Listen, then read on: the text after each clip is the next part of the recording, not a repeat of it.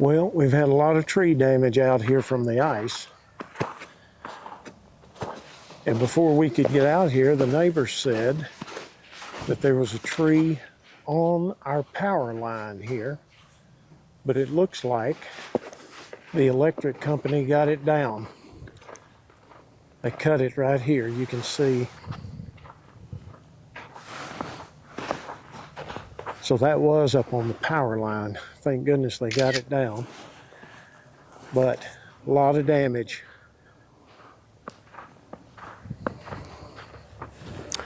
What do you think, hon? Do what? What do you think? Oh, I'm telling you, it's bad. I mean, it could be worse, but Yeah. There's a lot of cutting down right there. A lot of cutting, yeah. Oh. I think you have your work cut out for you. I with the think I do, chainsaw. man. Whew. Yeah. But we're not going to do it today. Hey, I'm Kyle. And I'm Michelle. And we're Semi-homesteaders. Today we're on 7 acres dealing with these downed trees. They're not just throwaways.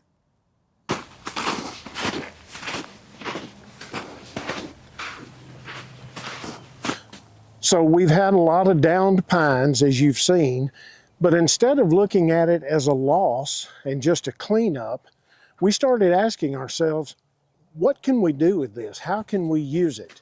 And came up with some pretty good ideas.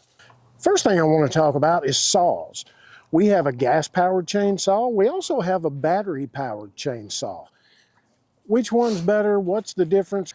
Really, in my mind, they serve two purposes. The gas chainsaw is going to be obviously for your larger cuts, closer to the bottom, the bigger parts of the tree. Now this is a pretty small one, I think you can see right here. We do have some larger ones that are going to take the big chainsaw. Whereas the electric chainsaw, the battery-powered chainsaw, obviously you can tell from the bar here, it's not for real big trees. It's really for limb cutting. And I love it. Now, I could cut this whole thing up with that gas-powered chainsaw, but it's loud, it's heavy, it's really overkill for a lot of this smaller stuff. And this is perfect. It's quiet, it's light, it doesn't take refueling, it just takes charging. And that brings me to another point. There's a battery in it, and I highly recommend that you have at least one more battery. You can be using one and have one on charge, and so if this happens to run out, boom, there's another one. But this is fantastic for trimming the smaller limbs up. I'm going to let Missy talk about what we're going to repurpose as far as the smaller limbs go. If you're like us, you probably have plenty of these little things laying all around your yard or your property, your homestead. And we have good news for you. There are lots of really good things that you could use these pine needles for. So the very first thing that I want to talk about is that they're wonderful for mulch. So you can take these pine needles and you can just lay them down in beds. I'm going to show you in a minute how we're going to just strip these off to where you can just have the pine needles, individual pine needles, but you can actually just take some branches, lay them down. They're great for muddy areas in your garden, or maybe like with your chickens. With all this melting, there's just mud everywhere. So you can take these, lay them down. They're going to absorb that moisture, and it's going to, make it easier to walk on, not so messy. But back to the garden area. So one of the main reasons why these are so good for mulch is because especially plants like your blueberry plants, your tomatoes, anything that is very acidic, these are going to really fertilize and make those plants just do extra well. So don't forget that when you look at these little pine needles laying around. So another thing that you can do with them is just use these as a pathway. Like if you've got to walk from your house to your chicken coop or something and it's full of mud, just take these, make you a little path, put them in your garden, in your backyard, just wherever you need a little path. And also what you can do, you can use these as fire starters. You can take and what I'm going to show you how you can just strip these off if you want to just use your needles and not this whole you know, branch or whatever. You can take this, and if you're familiar, some of you might be familiar with stripping like your rosemary or some herb that you use in your kitchen. You're basically going to do the same thing. You're just going to take your branch and just hold it. And then this is a little different than rosemary. You don't really start up at the top, but you can just grab, if you can see this, just grab a handful of your needles. And the main thing is you just want to pull down, just like that. Got a handful in one sweep. So you can take that, take your little branches and get you off some pine needles, and then you can just even use them as individuals. There's also a lot of people will do take pine needles and make a tea out of it that's supposedly very, very good for you. I've never done that personally, you know, so you do you. I'm just giving you some tips and some ideas of what you can do with all these little things that are laying around. Another option for cleaning up the smaller limbs is not a chainsaw at all. It could be a hatchet. Be very careful though, but it could be a hatchet. It could be a larger knife, machete type knife.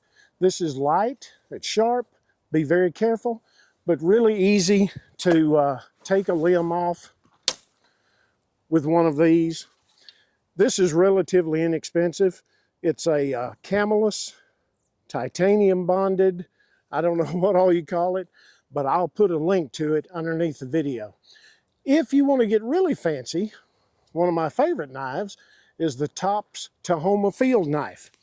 Now, it's a little more expensive, and really I use this for camping, bushcrafting, and that kind of thing. But it'll take a limb off as well.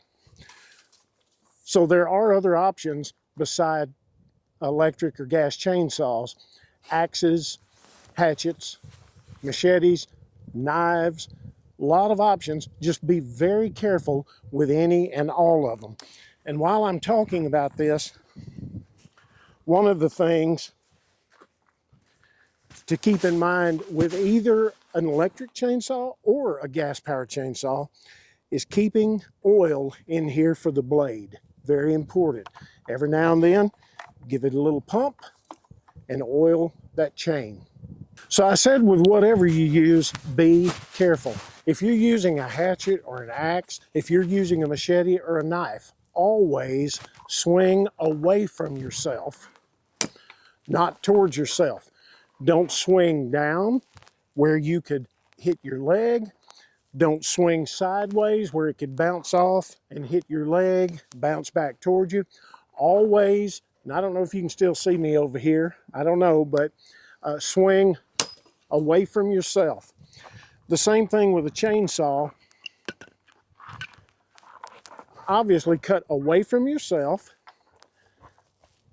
Put the body of the tree as close to the body of the chainsaw as you can get it, and never cut up, always cut down, okay? Be very careful. The closer you have it to the chainsaw, the less chance there is for kickback, and you'll have more control over it. So be careful.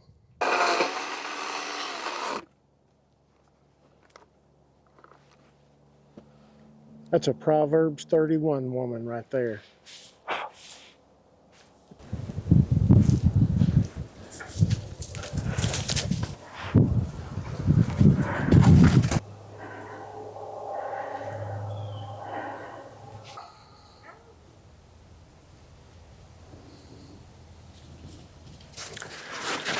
Well, the damage, as you can see, a lot of trees down. But this is kind of amazing. I had started to build a shelter for the tractor. Obviously, I haven't gotten finished. I haven't gotten very far, actually. I don't know how that wound up there between those boards. That is amazing. But it did not hit the tractor, thank goodness. I don't think there's any damage So how that wound up between there, I don't know. And it's right behind the roll bar on the tractor. Now, it looks like that busted through a board, but in reality, I had to buy another one of these. I hadn't gotten it yet.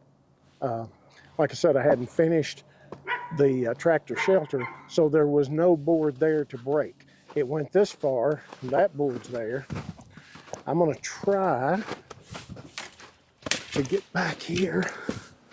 I don't think there's any damage to the tractor. Thank goodness, thank you, Father. There's no damage to the tractor. But look at those trees there and there, just snapped off. These are bent. Look at these, bent over, just twisted from the ice.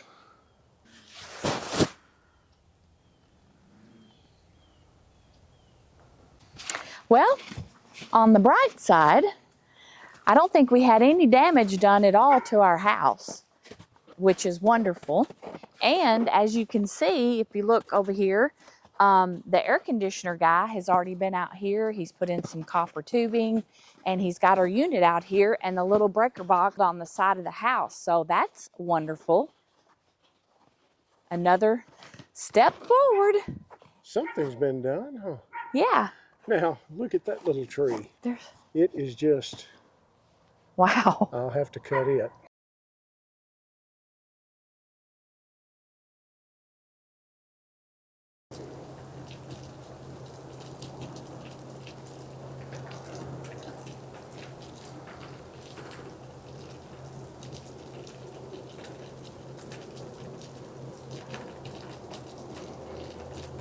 Thank you so much for watching. We really do appreciate it. And please don't forget to like, share, and subscribe. And for anything in the video that you may be interested in, there's going to be links below. And as always, Lord bless you.